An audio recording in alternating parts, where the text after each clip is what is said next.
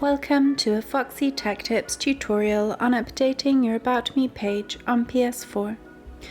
If you find this video helpful, please consider subscribing to my channel and liking the video.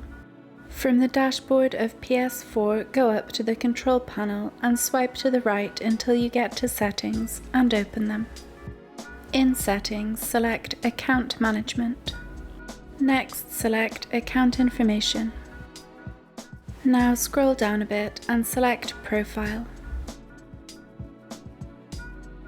In Profile Settings, select About Me. You can now edit your About Me page here. Click Confirm once done.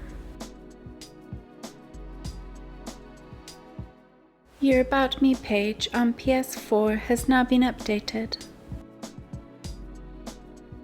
And that draws an end to this tutorial. Please like the video if you found it helpful, and subscribe to Foxy Tech Tips for more PlayStation tips and tricks.